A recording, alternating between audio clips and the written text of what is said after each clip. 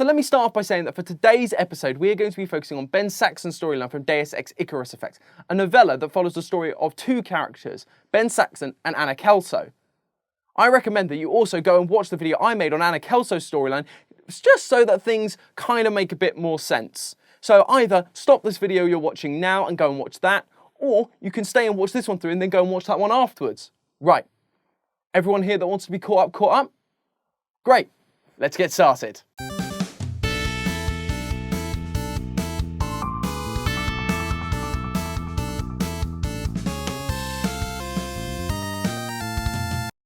Ladies and gentlemen, welcome to Storyline Synopsis, and as I've mentioned, today we are going to be focusing on Deus Ex Icarus Effect, following the story of Ben Saxon. Ben Saxon is a former member of the United Kingdom Special Air Force Service, retired from the military and is now working for Bell Tower Associates Incorporated. Bell Tower Associates is a group of private military contractors who you'll vaguely remember if you watched my video on Deus Ex Fallen Angel, #subtle plug is subtle.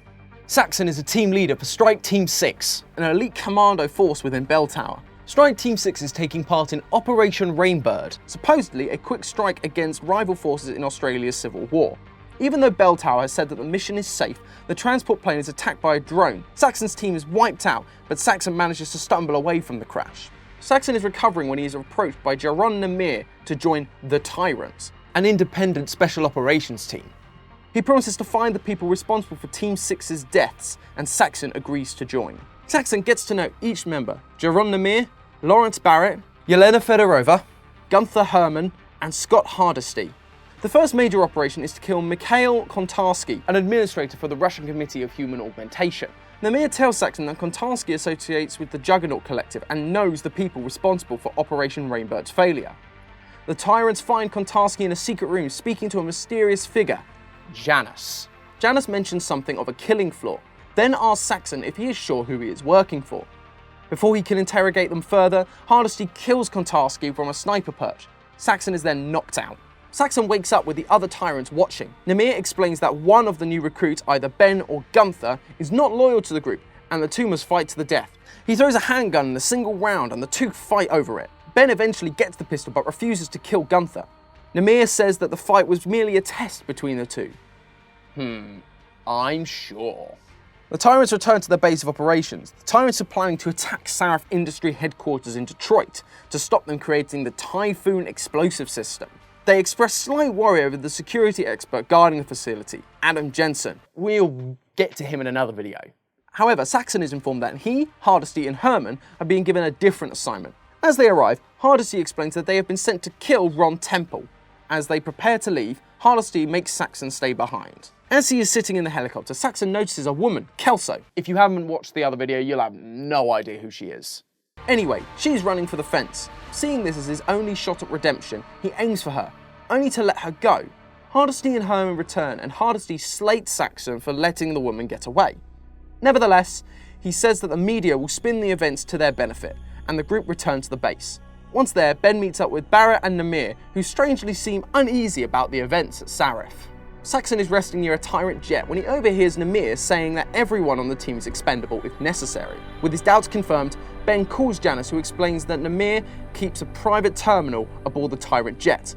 The Tyrants leave for their next target in Europe. Aboard the Tyrant plane, Ben waits for the others to go to sleep before looking at Namir's terminal. After logging on, he learns the Tyrant's superiors kill close contacts before recruiting new members, and usually stage it as an accident. Dum dum dum! While Ben is reading about the killing floor, Namir enters the office and admits that it was he that was responsible for Strike Team 6's failure. Saxon, armed only with a stun gun, shoots the terminal, causing a power failure. He manages to escape and heads for the weapons storage area, where he finds Gunther Herman. The two fight briefly, but Saxon manages to break several of Gunther's ribs and sternum, then shoots him in the eye with his stun gun. Saxon then heads to the cockpit, where he finds Hardesty. He blinds the man with a fire extinguisher and heads to the cargo bay. In the bay, he is attacked by Barrett. Wow, that is a lot of fights in a very short space of time. With no other choice, Ben opens the cargo bay doors and jumps out. At the last moment, he triggers his Icarus landing system, an augmentation that negates high falls, and manages to land in the water and only fracture his augmented legs. Some form of machine emerges from the depths and consumes him.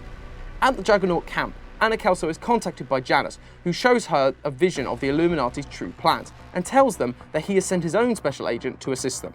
A small automated trawler appears at the dock. Saxon emerges from the trawler and gives Dapper the password to the killing floor.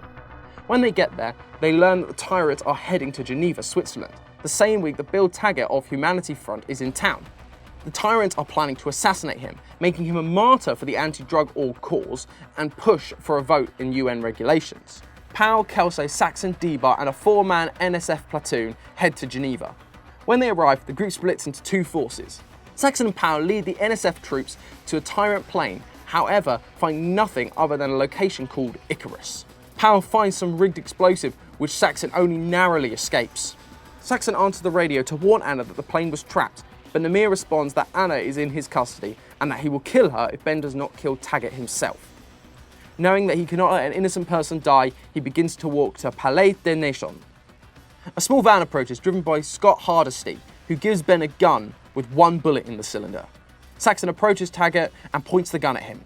At the last second, he chooses not to kill him and pulls Taggart out of the open. Hardesty, perched from a nearby library, shoots and misses. Ben runs towards the library to kill Hardesty. Ben then fights with him, but Hardesty manages to stab him in the gut with his augmented arm. Ben finally kills Hardesty with his own arm blade. He then calls Janice to ask for help. Janice tells him that Icarus is a yacht in the Rhone River where they are holding Anna. He sets Icarus as a target for the Geneva police and says good luck before severing the comms link. Later on, as Namir is about to take off, the cockpit opens and Saxon emerges, having killed the pilot.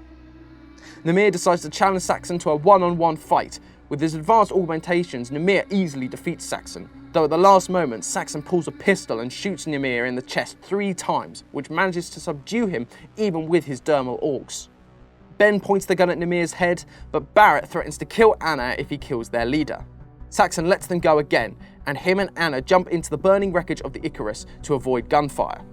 Anna is able to breathe underwater due to her rebreather augmentation, and the two manage to escape through a breach in the boat's hull. The book then picks up in the Duart household in Costa Rica. Ben Saxon and Anna Kelso are recovering from their injuries. Anna plans to stay there, but Ben plans to leave for an unknown location. Before he leaves, Anna stresses that she remembers something from Janice's vision. But serious change is coming, and no one can stop it. Jeepers, I thought the last episode was long. I suppose they're only going to get longer from here. But I'm quite enjoying being reminded of all the backstory for the games that we all know and love. If you agree, why not give this video a like and subscribe to the channel for more film and game summaries. But as always, thank you so much for watching, and I will see you all next time.